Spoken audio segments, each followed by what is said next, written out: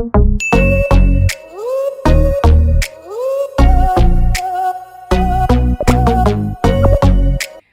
guys, welcome back to my YouTube channel. My name is Remy. Thanks for tuning in. On my channel, I discuss on faith, lifestyle, and development. So if you're interested in any of those things, please subscribe to my YouTube channel. So we're continuing our wedding series vlog, the journey to our journey to the altar series for our vlog, and if you've been following, you get the gist of how we had to postpone our wedding from 2020 to 2021 because of the pandemic and all that stuff, right? So I'm gonna get excited for Governor Baker. Yay! Governor Baker increased the capacity in Massachusetts. First of all, who is this Governor Baker? Who is this Governor Baker? Can you please tell us who is this Governor Baker? So Governor Baker is the governor of Massachusetts, and if you've been following, you know that Massachusetts was one of the strictest states in the US during the pandemic in terms of gatherings and capacity and things like that. Some other states in the US were doing 40% and 50%, but when it comes to wedding, Governor Baker wasn't budging. It was 25 people and that's it. So on my birthday, February 25th, 2021, Governor Baker made an announcement that in March the capacity was going to be increased from 25 to 100 people. So yay! So that's good for our wedding. So was this a birthday gift or what was it? I know, right? On my birthday, I was like, oh, this is great news, because for the longest time, Governor Baker wasn't budging, and he was always saying that phase 4 in Massachusetts was going to be when the vaccine comes out. Vaccine came out in December. Correct. This is, February that the announcement came up, and we're just so excited and so thankful that, okay, finally 100 is better than 25. FYI, Governor Baker should be the one that should be the president of the United States all the time. He's very, very responsible. He's very, very responsible. Yes. He's very, very inconvenient for sure. If you're planning a wedding, it's very inconvenient. Yeah. But when it comes to Massachusetts, of how COVID should be taken seriously and the rules should be set up. Yes. That great, fantastic leadership. Yes. It's very, very uncomfortable. And when you're planning a wedding, yes.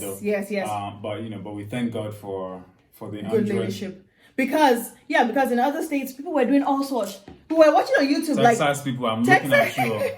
People were having full-on weddings in the pandemic in November when we're seeing on YouTube. I'm like, but Massachusetts, you can only do 25. But that has changed. We can do 100 now. 100. So our original wedding guest count before COVID was 250 people. We wanted 250 people. Correct. So can you imagine 250 versus 25? So when they brought it to 100, we're like, okay. We can work with on. We can do something with 100. So we're so thankful, so thankful to God that the announcement came out. So gatherings, will start in March 22nd. Gatherings will now be 100 people, and dance floors are allowed for weddings. Before, dance floors weren't allowed, but now dance floors are allowed for weddings. It's about to be a party after party after party.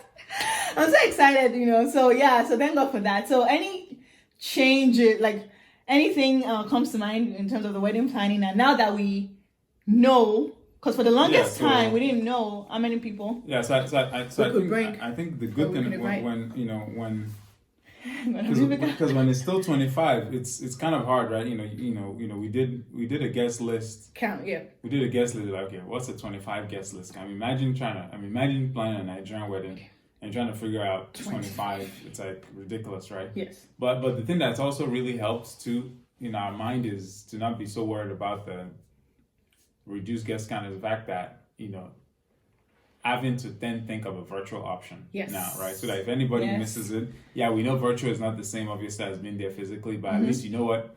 Everybody's invited, right? So, so if parents or someone be like, oh, you should invite this person, be like, we would love to invite them. Here is a virtual invitation. Yes. You can join the virtual, right? So people can join and at least still see what's going on, although they're not there physically, right?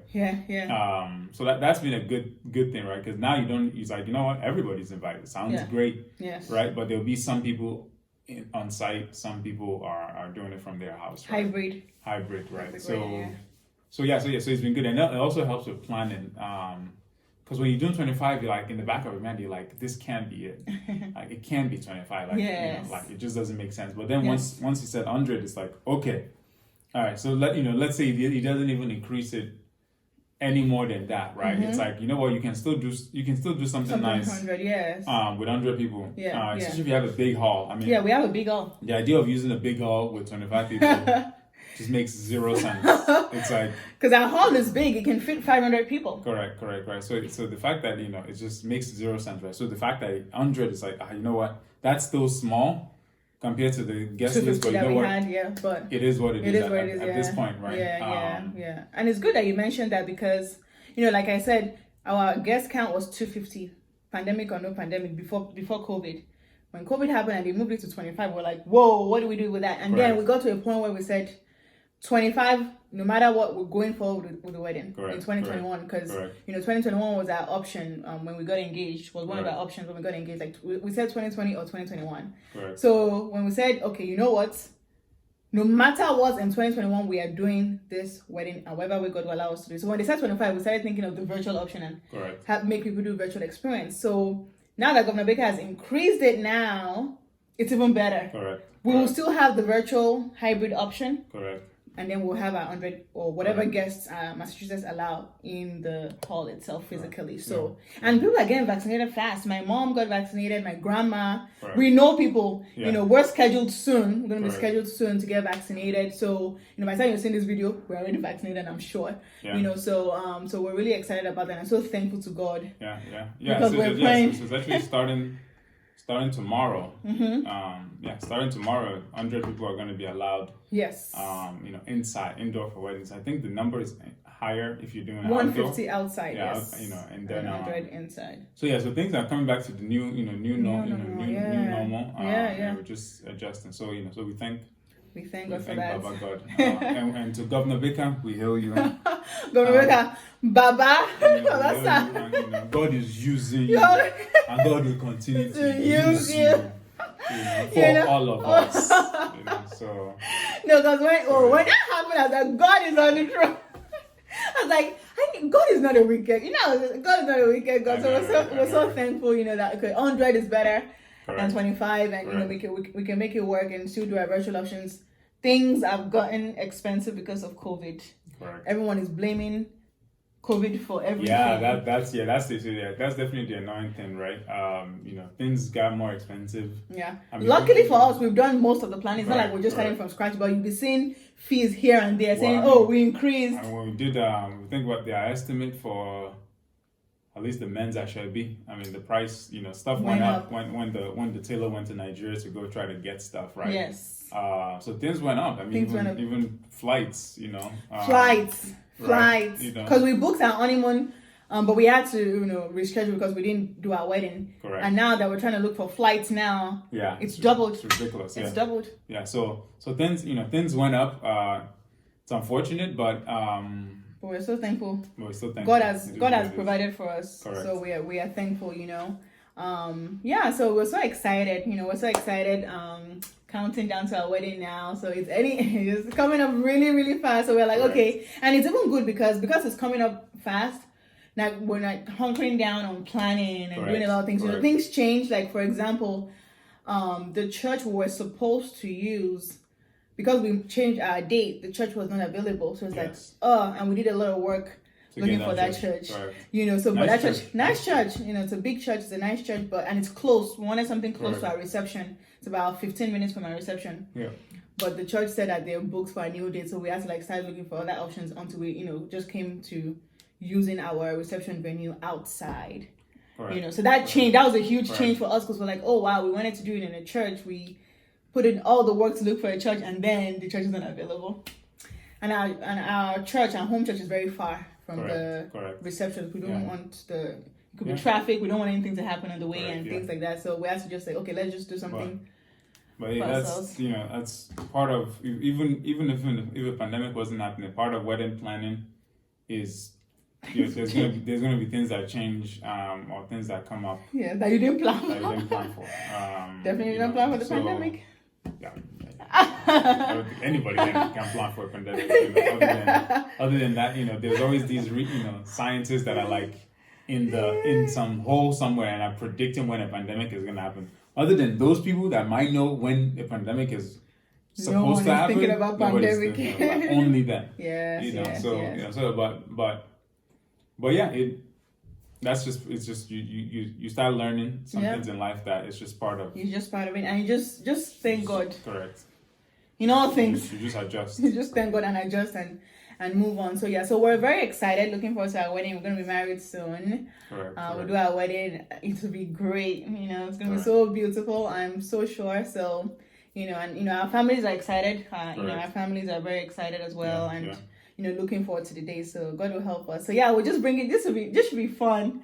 By the time we do our wedding and we have all the vlogs and series out of our process, this is just. So yeah, so we're so excited. Any additional thoughts? I think that we've pretty much covered everything for now.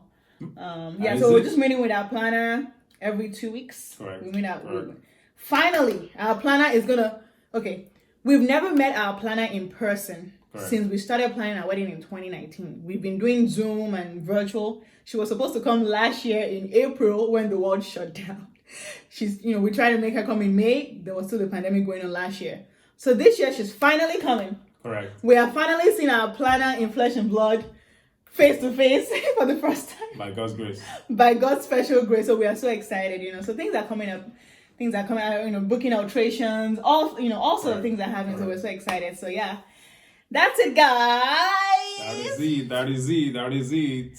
So you know, we'll see you in our next vlog. Please subscribe to my YouTube channel if you haven't subscribed. And I will see you in my next video. Bye, guys. Goodbye.